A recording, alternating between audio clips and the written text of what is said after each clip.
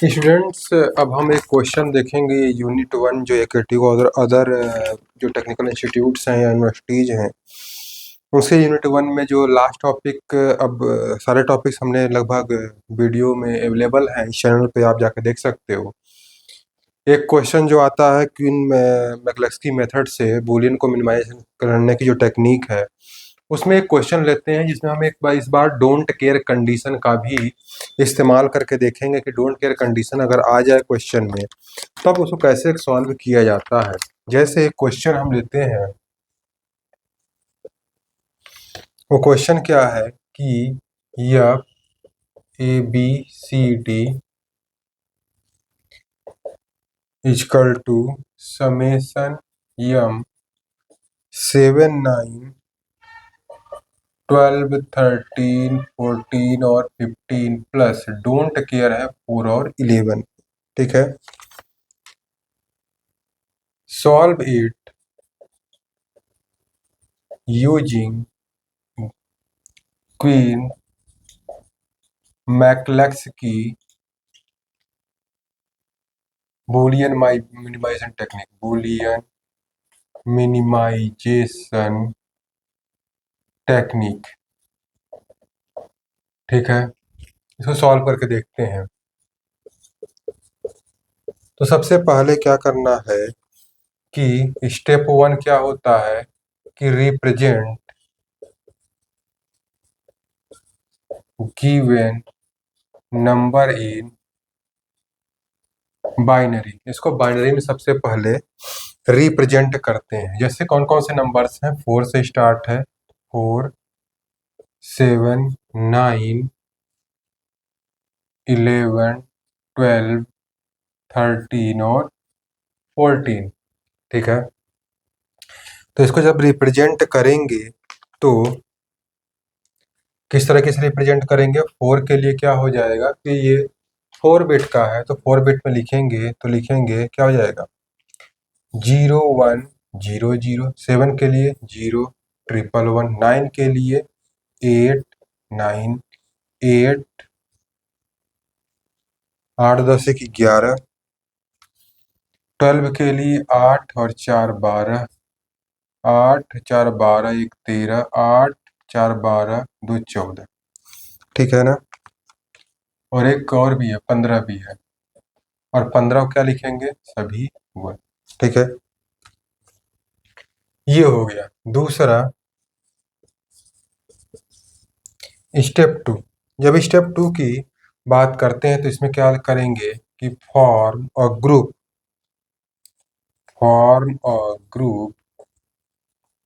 Based on number ones. Number ones का use करके, based on number ones, ये हमें ये देखना है कितने जो, जैसे कितने में एक भी वन नहीं है, कितने में एक है, कितने में दो है, कितने में 3 वन, सभी जो सेम, यानी कि एक जिसमें एक भी वन नहीं है उसको एक ग्रुप में रखिए, ग्रुप 0 में। जिसमें एक वन है उसको ग्रुप 1 में रखो, जिसमें 2 वन है उसको ग्रुप 2 में। जैसे एक भी वन ना वाला तो एक भी नहीं, जो 0 है ही नहीं। इसमें एक वन है तो एक, इसको एक ग्रुप में रखेंगे। ठीक है ना, इसको, ठीक है, इसको ग्रुप 2 दूसरे ग्रुप में रखेंगे। ठीक है ना,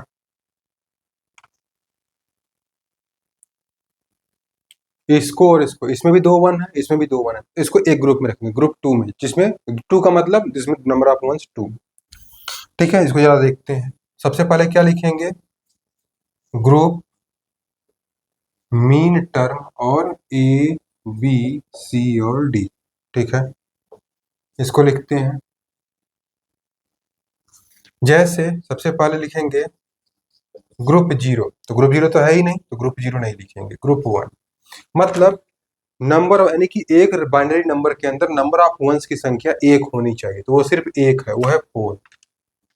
और 4 का मतलब 0 1 0 0, एक ही वन है तो लिख दिया। और किसी में एक वन नहीं, सब में 2 या 3 है या 4 भी है। फिर क्या लिखेंगे, ग्रुप 1 हो गया, फिर ग्रुप 2 जिसमें 2 वंस हो, किसमें है, एक है किसमें 9 और एक है 12। 9 12। 9 का मतलब 1001 और 12 का मतलब 8 4 12। ठीक है, ये हो गया। अब देखना है नंबर ऑफ वंस 3 हो, ग्रुप 3, नंबर ऑफ वंस 3 हो तो किसमें है 7, उसके अलावा 11, 12 तो हो गया, 13 और 14, 13 और 14। ठीक है, 7 का मतलब 0 ट्रिपल 1, 11 का मतलब 8 2 10 1 11, 8 4 12 और 1 13, 8 4 12 और 2 14। नंबर ऑफ वंस कितने थे इसमें? 3 3, सभी में देख रहे हैं 3 है। फिर ग्रुप 4, नंबर ऑफ वंस 4 हो, ये है सिर्फ 15 में मीटर और सभी है, तो इसलिए हमने नंबर सभी को अलग अलग ग्रुप में बना लिया जिसमें नंबर ऑफ वंस की संख्या 0 तो किसी में है नहीं, तो नंबर ऑफ वंस की संख्या 1 है 2 है 3 है और 4 है। फिर स्टेप 3 में आते हैं, तो स्टेप 3 क्या कहता है? स्टेप 3 कहता है कि find matched pair, find matched pair with 1 bit difference, with 1 bit difference, 1 bit difference, 1 bit difference and mark it, mark it। तो क्या करना है कि आपको देखना है कि 1 बिट डिफरेंस किन दो नंबर्स के बीच में है। जैसे हमें देखना होगा, जैसे कि ये मिड टर्म है यानी ग्रुप 1 का एक मिड टर्म उठाइए, उसका सभी के साथ चेक करिए कि 1 बिट डिफरेंस किस में आ रहा है। ठीक है, जरा देखते हैं इसको कि सबसे पहले यहाँ पे क्या लिखेंगे, ग्रुप, ग्रुप लिखा। अब यहाँ मिडल की जगह पेयर लिखेंगे क्योंकि अब पेयर देखना है हमें, और यहाँ पे फिर ए बी सी और डी। ठीक है, तो सबसे पहले क्या लिखेंगे? सबसे पहले लिखेंगे ग्रुप 1। ठीक है ना, तो ग्रुप 1 से हमने देखना स्टार्ट किया, तो ये ग्रुप 1 है। ठीक है, इस ग्रुप 1 में एक मीटर में है 4। इस 4 को अगर हम देखना शुरू करते हैं तो 4 और 9 के बीच में देखें तो 0 1 एक बिट का डिफरेंस आ गया, 1 0 दूसरे बिट का डिफरेंस आ गया, खत्म। फिर 0 का 4 का 12 के साथ देखते हैं तो 0 1 एक बिट का डिफरेंस, 1 1 0 1 और 0 0 0 0 1 1 और 0 1, यानी एक बिट का डिफरेंस किसके बीच में है? 4 और 12 के बीच में एक बिट का डिफरेंस है। अब जिस बिट में डिफरेंस है, पहले बिट में ही डिफरेंस है तो वहां डैश कर देंगे और बाकी को क्या लिखेंगे? जो सेम है 1 0 और 0, तो यहाँ लिख देंगे 1 0 और 0। ठीक है, उसके बाद 4 का 7 के साथ चेक करें, 0 0 ठीक है, 1 1 ठीक है, 0 1 0 1, 3 बिट का डिफरेंस आ गया, 2 बिट का डिफरेंस, बल्कि हाँ 2 बिट का डिफरेंस आ गया। 4 का 11 के साथ चेक करेंगे तो 0 1 एक बिट का डिफरेंस, 2 बिट का डिफरेंस, 3 बिट का डिफरेंस, 4 बिट का डिफरेंस, 4 बिट का डिफरेंस है, इसको नहीं।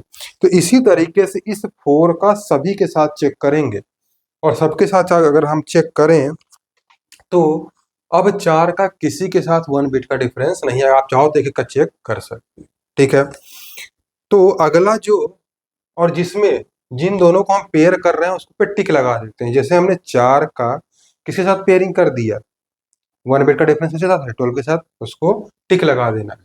ठीक है, ये जरूरी है टिक लगाना। नेक्स्ट, अब ग्रुप 1 तो कंप्लीट हो गया है, अब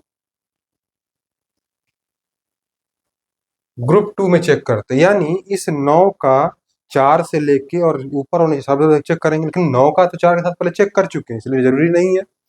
तो 9 और 12 का देखेंगे तो 1 1 ठीक है, 0 1 0 और यहाँ 2 बिट का डिफरेंस हो गया। ठीक है ना, 0 से 1 और 1 से 0, इसको ये नहीं होगा। तो फिर 9 का 7 के साथ चेक करें तो 1 0 1 बिट का 2 बिट का डिफरेंस हो गया। 9 का 11 के साथ चेक करें तो 9 का 11 के साथ चेक करेंगे तो 1 1 सेम है, 0 सेम है, 0 1 एक बिट का डिफरेंस और 1 1 ये सेम, यानी कि सिर्फ ये वाला बिट चेंज है, 0 ये वाला बिट चेंज है, 0 से 1 हुआ है, बाकी ये और ये सेम है, यानी 1 बिट का डिफरेंस इसके बीच में है, 9 और 11। इसी तरह सबका साथ चेक करेंगे, 9 का 12 के साथ चेक किया, 7 के साथ चेक किया, 11, 13, 14, 15, सबके साथ आप चेक करेंगे और यहाँ पे लिखते जाएंगे।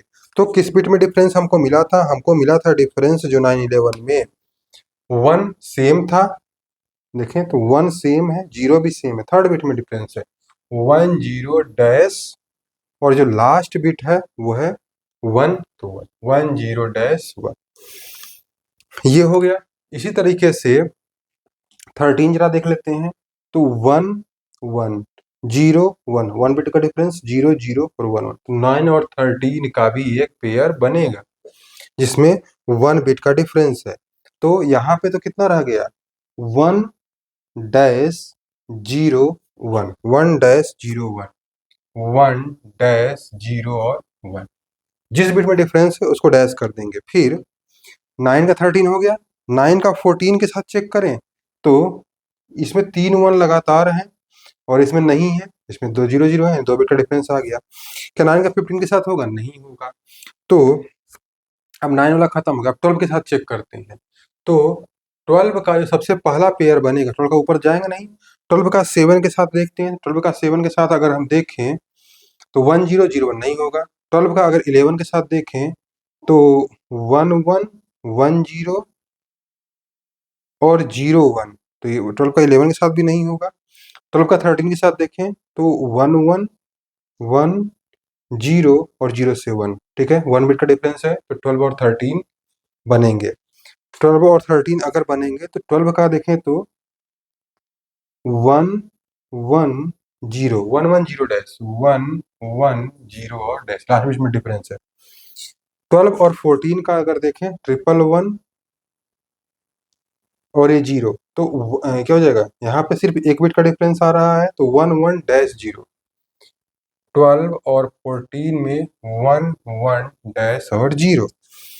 क्या 12 15 का भी बनेगा? नहीं, इसमें 2 बिट का डिफरेंस आ रहा है। तो ये कंप्लीट हो गया हमारे पास कौन सा, ये ग्रुप बना ग्रुप 2। उसके बाद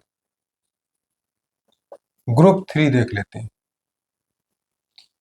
ग्रुप 3 में देख लेते हैं अगर, तो 7 का देखें तो ऊपर देखना नहीं है, 7 और 11 का देखें तो 0 से 1 और 1 0 खत्म।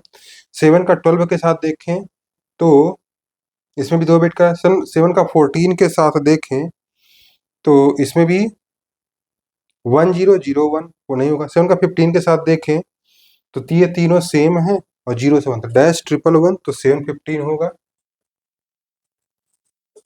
तो डैश 1 1 ठीक है। उसके बाद 7 के बाद 11 का देखते हैं, तो 11 का देखें अगर तो 1 1 0 1 और 1 0 खत्म। 11 का 14 के साथ देखें, इसमें भी नहीं होगा। 11 का 15 के साथ देखें अगर तो 1 बिट का, तो 1 डैश 1 1, 11 15 का 1 डैश 1 1, ठीक है। फिर 13 का देखें, 13 और 14 का देखें तो 0 1 1 0 नहीं होगा। तो 13 और 15 का देखें तो 0 1, तो 1 1 डैश 1, तो 13 15 का 1 1 डैश और 1, ठीक है ना। एक चीज और करते जाए कि ये जो हमने किया था क्या था कि 4 12 कर दिया था, फिर क्या था 9 11, तो 9 11 11, फिर 9 13 भी था, 9 पे तो लगा हुआ है, 13 पे भी लगा दो।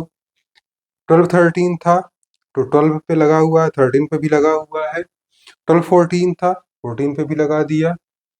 7 15 है तो 7 पे लगाया, 15 पे लगा दिया, ठीक है। तो 13 और 15 हो गया, 13 और 15 था। उसके बाद 14 और 15 के बीच में देखें तो एक बिट का डिफरेंस आ रहा है, तो 1 1 डैश, 14 15 1 1 और डैश, ठीक है, ये हो गया। तो इसके बाद क्या था, इसके बाद हम लिखते हैं, ये कंप्लीट हो गया ये वाला स्टेप, ठीक है। अब कौन सा आएगा, स्टेप 4। इसमें क्या लिखेंगे कि रिपीट स्टेप 3 टिल एंड, कहने का मतलब है कि फिर से इसमें देखना है हमें 1 बिट डिफरेंस को, ठीक है ना। डैश का मतलब 1 बिट डिफरेंस नहीं है, तो डैश के हिसाब से देखेंगे कि 1 बिट डिफरेंस कैसे आएगा, ठीक है ना। तो पहले क्या लिखेंगे, ग्रुप, फिर पेयर, और फिर ए बी सी और डी, ठीक है। Group, pair, A B C D, ठीक है। अब जरा देखते हैं कि सबसे पहले हम बनाते हैं, देखो ग्रुप 1, तो अगर हम डैश देखें, देखो यहाँ इस वाले सेक्शन तक पहुंचते पहुंचते थोड़ा डैश का यूज कर सकते हैं।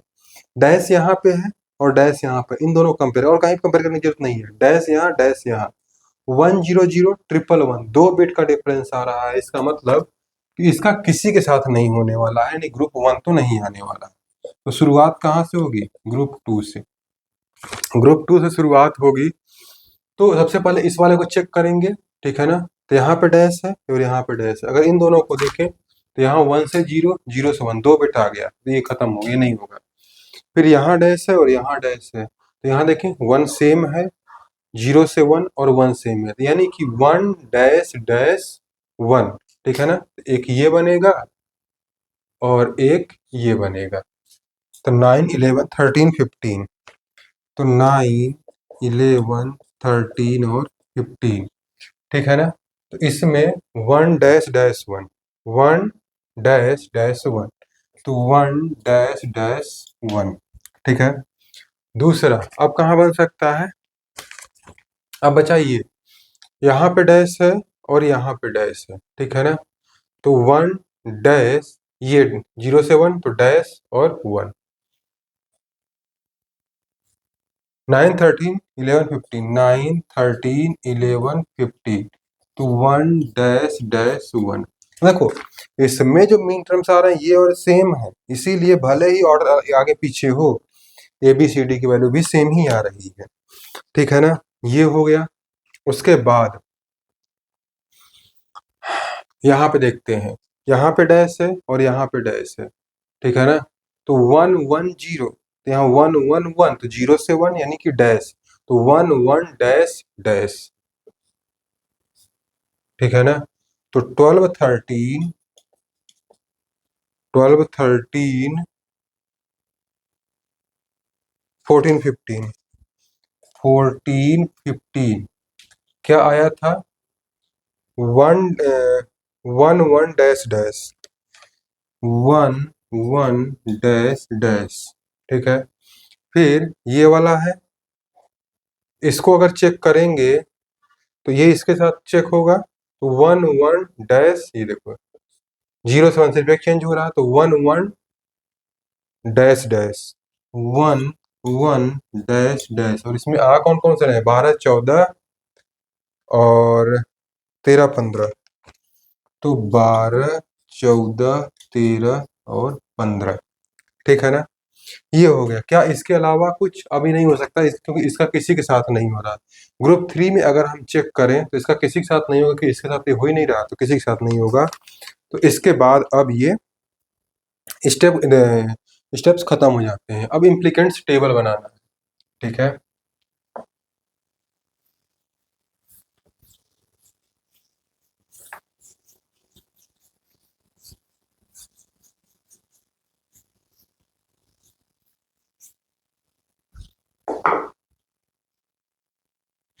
अब एक ही ध्यान रखना है कि जिनमें टिक नहीं लगे हुए हैं, ठीक है ना, जिनमें टिक नहीं लगे हुए हैं उनको उनके जो क्या कहते हैं, उनकी जो मेन टर्म्स हैं उसको लिख देते हैं, ठीक है ना, वैल्यूज लिख देते हैं। जैसे इसमें टिक नहीं लगा है तो इसकी वैल्यू कितनी है, बी सी बार डी बार, बी सी बार डी बार, तो यहाँ पे लिख देंगे, ये कितना हो जाएगा, बी सी बार और डी बार, ठीक है। और कोई पेयरिंग नहीं हो पाई, इसकी भी नहीं हो पाई है, यानी कि बी सी डी, ठीक है, बी सी डी, और कोई रह गया नहीं, ठीक है। अब बी सी डी हो गया, ठीक है। अब इन दोनों के लिए अगर लिखें तो क्या लिखेंगे, इन दोनों के लिए लिखेंगे तो ए और डी, और इन दोनों के लिए लिखें तो सेम ही रहेगा, ए और बी, तो जो स्टेप 5 है, स्टेप 5 इम्प्लीकेंट्स टेबल, ठीक है। तो सबसे पहले लिखेंगे यहाँ पे प्राइम इम्प्लीकेंट्स, ठीक है ना। उसके बाद यहाँ मीन टर्म्स लिखना है। मीन टर्म्स कौन कौन से हैं थे, ध्यान रखना है कि यहाँ पे डोंट केयर वाले मीन टर्म्स को यहाँ मेंशन नहीं करेंगे। तो किसको लिखेंगे, 7 9, एक मिनट, 7 9 12 13 14 और 15 हो गया। 7 9 12 13 14 15। अब क्या करेंगे, यहाँ पे प्राइम इम्प्लीकेंट्स कौन कौन से थे, ठीक है। तो बी सी बार डी बार, बी सी बार और डी बार, ये किसका किसका था, 4 और 12 का, ठीक है।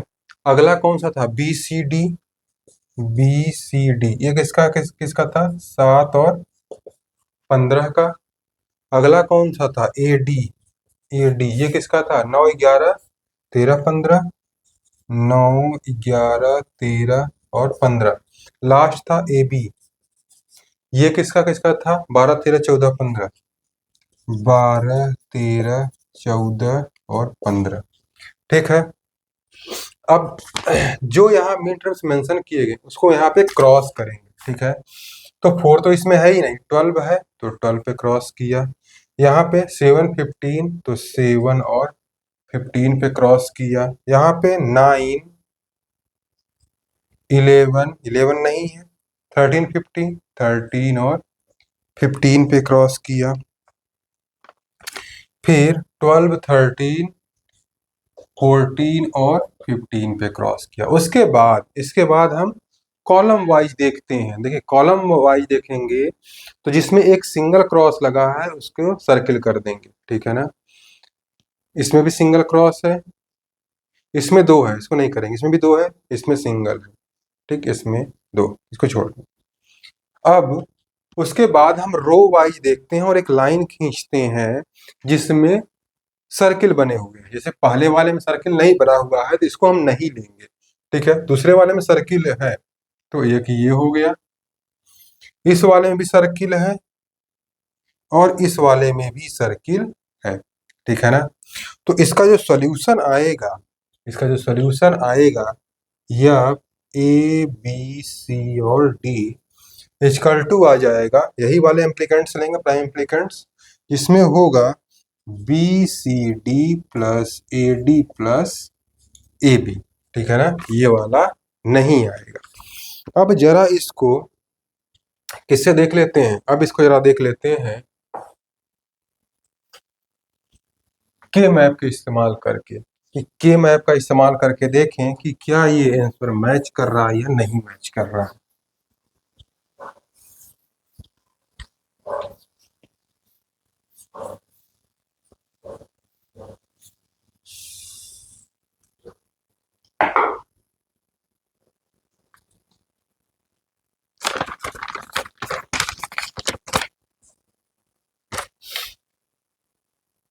ठीक है, इसको के मैप से सॉल्व करके देखते हैं।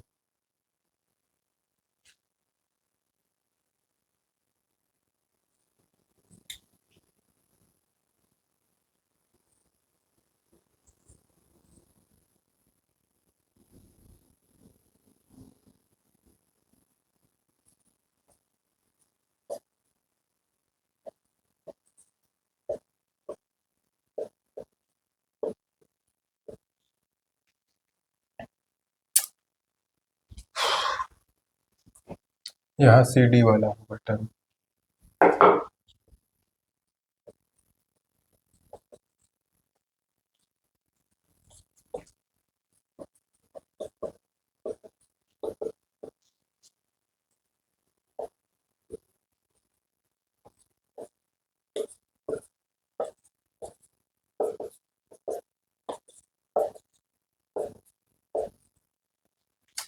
ठीक है, उन्होंने कौन 7, 9, 12, 13, 7, 9, 12, 13, 14, 15, 4 और 11, 4 और 11 ये क्रॉस है।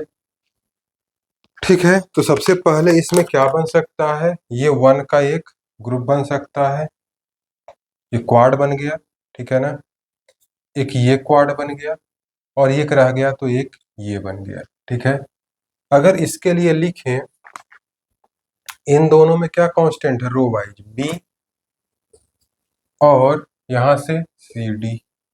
इसमें अगर लिखें तो ए बी, और अगर यहाँ पे रो वाइज लिखें इसके लिए, ठीक है ना, तो रो वाइज लिखेंगे तो ए और कॉलम वाइज लिखेंगे इन दोनों में तो डी। तो क्या आ जा रहा है, यह A B C D equal to B C D plus A D plus A B, ये दोनों ही आंसर सेम। ठीक है, तो किसी भी मेथड से करें आंसर चेंज नहीं हो। ठीक है, तो यूनिट 1 के लगभग हमने सारे टॉपिक्स कवर कर दिए और क्वेश्चंस के थ्रू हमने समझाने की कोशिश किया कि एक्चुअली जो आपके सेमेस्टर में जो क्वेश्चंस आएंगे वहाँ पे क्वेश्चंस को ही सॉल्व करना होगा। ठीक है ना, वहाँ पे कोई भी थ्योरेटिकल पोर्शन नहीं आने वाला है। और कभी स्टेप्स लिखने को आया तो स्टेप्स भी आप लिख सकते हो, अगर आप कोई एक एग्जाम्पल लेके बता सकते हो, अगर कोई किसी क्वेश्चन को आपने समझा है। तो अगर आपको कुछ समझ में आ रहा है, वीडियो ठीक लग रहा है, तो आप लाइक करें, शेयर करें और चैनल को सब्सक्राइब करें। Thank you.